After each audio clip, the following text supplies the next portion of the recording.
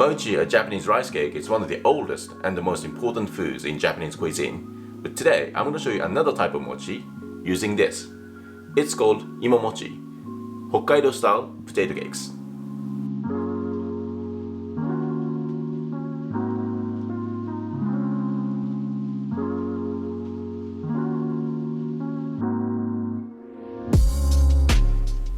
Back in the old days, Hokkaido was not an ideal place for growing rice, which is an essential ingredient for mochi making. So instead, they began to make it using potatoes that were abundant on the island. And as a guy from Hokkaido myself, Imo-Mochi has been one of my most favorite snacks and I can never resist it. So what I'll show you today is 3 types of Imo-Mochi. One is plain with soy glaze, which is the most traditional one, then with corn, and finally bacon and cheese. So let's get started. Alright, so I'm going to show you how to make the base or the dough of the mochi. So I've got here some potatoes that I washed and peeled. So I'm going to cut them into quarters, just like this.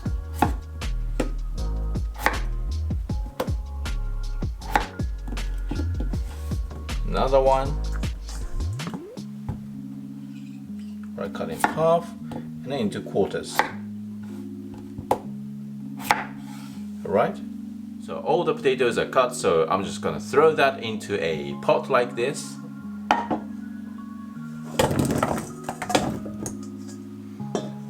And then put an amount of water that's enough to cover the potatoes.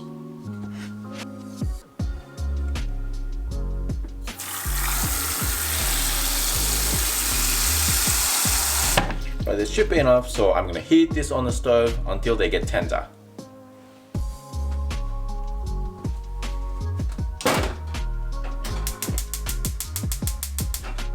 Now the potatoes are on high heat, but once it comes to a boil, just reduce it down to medium, and then should take about 15 minutes to cook.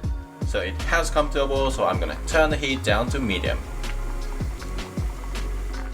Okay, in the meantime, I'm going to show you how to make the soy glaze. So you need 100 grams of sugar and 50 ml of soy sauce, 50 ml of mirin, which is sweet cooking rice wine, and 100 ml of water. Then make sure to give it a good stir. Right, so just get that on the heat. Right, so once it comes to a boil and all the sugar has dissolved, add potato starch slurry to thicken it. And just reduce the heat a little bit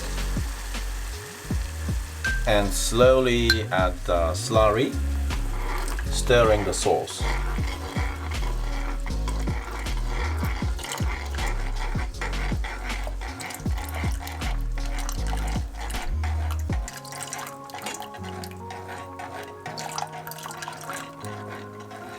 Okay, now it's thick like this, it's ready, alright? So, potatoes are done, so I'm just gonna strain these.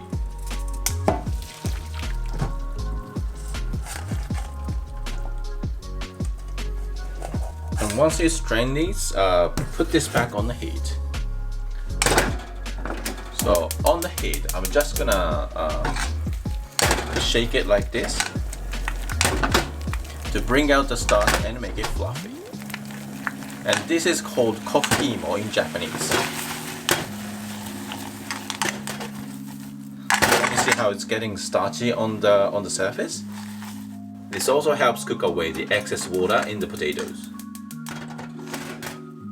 So the next step is to mash up these potatoes, alright? Just get them into the bowl.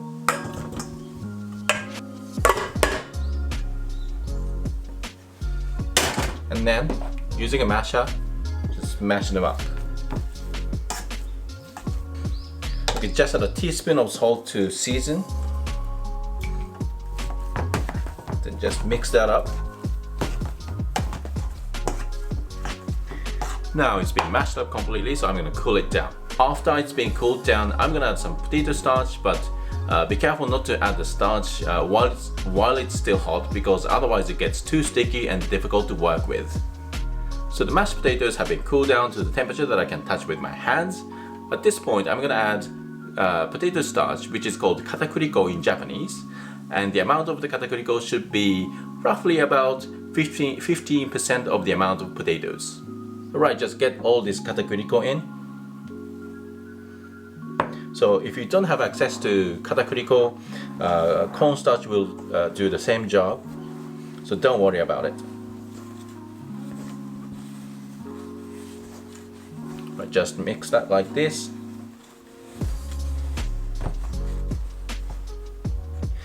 Alright, it's all mixed in now.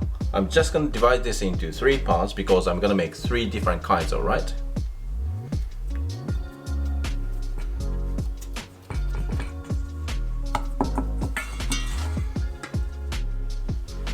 Okay, into one of the bowls, I'm going to add a couple of tablespoons of tinned corn. So, okay, just like this. Right, then just mix that in.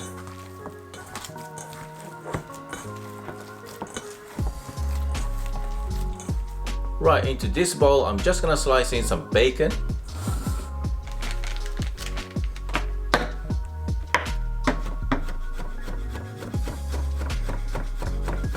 Just sort of julienne the bacon.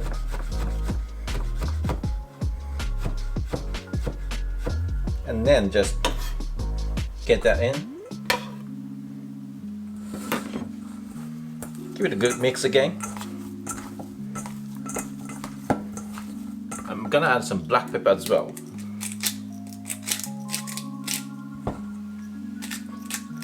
Right, so just mix that up.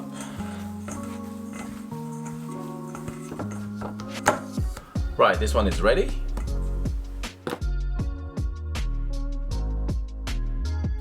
Right, I'll show you how to shape Imo-Mochi from now. Right, so just shape it into cylinder like this.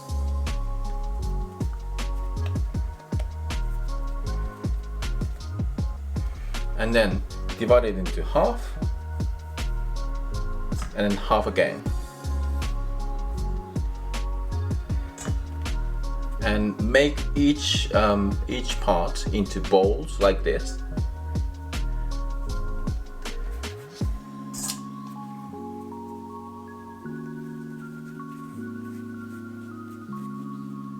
So I got bowls like this. So I'm just gonna flatten them out into a middle shape.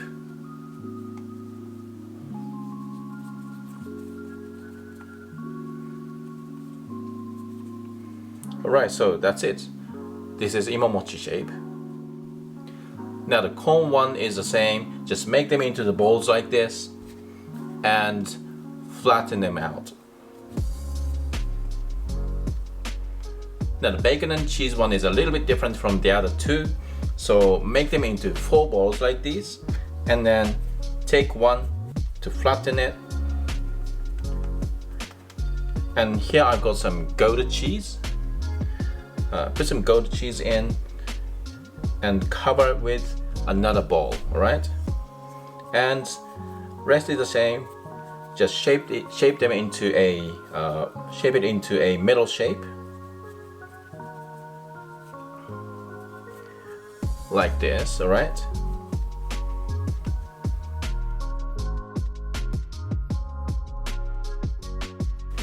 They already look so delicious, but not to hurry. I'm gonna fry them in a pan. Right, just turn on the burner, a medium heat, and put some oil into the pan. Right, just spread the oil and put the potato cakes. Right now, just turn them over.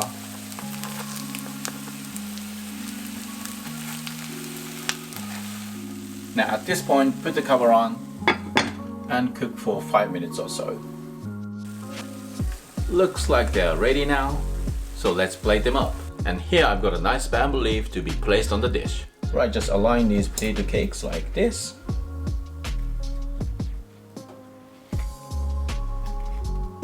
And the bacon and cheese one. And then the plain one, right? and put some glaze on top for the plain one.